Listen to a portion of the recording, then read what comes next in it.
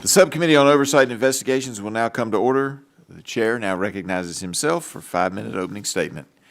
Welcome to today's hearing to look back and to take stock of the recent performance of the Centers for Disease Control and Prevention, or the CDC. I speak for many of my colleagues when I say that this COVID-19 pandemic revealed that we did not have the CDC that we thought we had. Before I continue my remarks, I want to be clear. The COVID-19 pandemic was an immense challenge for public health agencies, healthcare providers, every level of government, and the American people. There were always going to be mistakes made, and we need to avoid the distortions of hindsight. I also believe there are many hardworking, talented doctors and public health experts working at CDC who want to do their part to keep Americans safe. One of my biggest frustrations, however, with the CDC is that when you look at all of the talent, all of the scientific knowledge, technical resources, and immense funding that we have put into the agency, the end product is somehow less than the sum of its parts. It is reasonable for the American people to expect CDC to use the best available science when preparing guidance and recommendations. All too often during the pandemic, the CDC appeared to work backwards. The agency seemed to first decide its preferred policy outcome, whether that was universal masking, vaccine mandates, shutting down businesses, or school closures.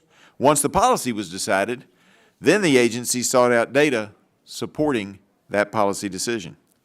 Data that could undermine CDC's preferred outcome was either ignored or discounted in many cases, particularly if the data came from outside of the CDC itself. As we saw during the COVID-19 pandemic, the CDC's recommendations carry great weight.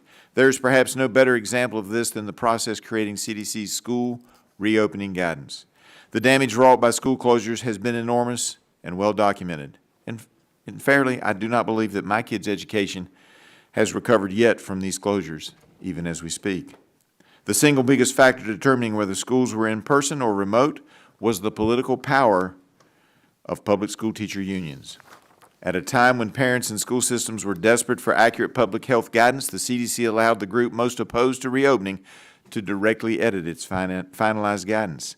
CDC Director Dr. Walensky was even forced to state on national television that her school reopening statements many took as a CDC position that she made them, and they were given in a personal capacity, not as a CDC director. As best I can tell, this was the only time that she spoke in a personal capacity on an issue related to CDC guidance while she was agency director. In addition, when the Department of Labor issued its nationwide vaccine mandate for companies with 100 or more employees in November of 2021, it cited CDC science and guidance more than 80 times to justify the mandate. At the time the mandate was issued, there was a growing body of evidence, largely ignored by the CDC, indicating that vaccines did not stop the transmission of the disease. Thankfully, the Supreme Court struck down this mandate after only 2 months, ruling that it was unconstitutional. The CMS vaccine mandate for healthcare providers, which only ended on May 1st of this year, also relied heavily on the CDC, citing the agency over 50 times. Thousands of healthcare workers who were heralded as heroes during the early months of the pandemic lost their jobs in part because of CDC's reluctance to admit the limitations of the COVID-19 vaccines and failure to acknowledge that natural immunity can provide protection. The problems at CDC that led to the failures we saw during the COVID-19 pandemic are not new. The CDC made mistakes during its response to Ebola and Zika and other smaller localized events.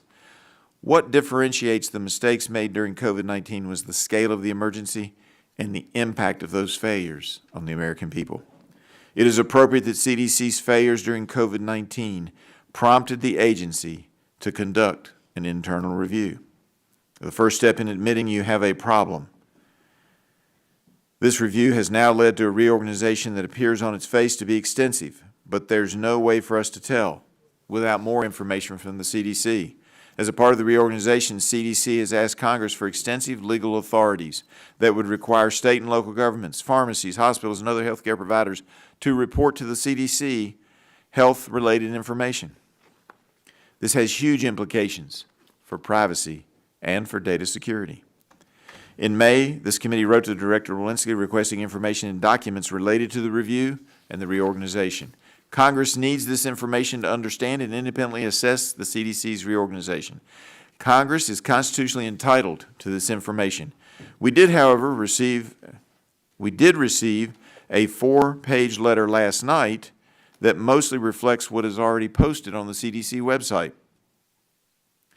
was not sufficient, however, and I hope the CDC will provide the complete documentation that we have requested in our letter, and that they will get that to us in short order.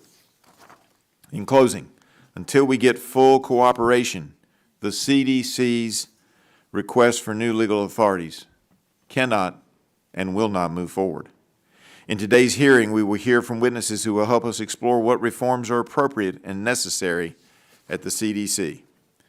And with that, I yield back and now recognize the gentlelady from Florida, the ranking member.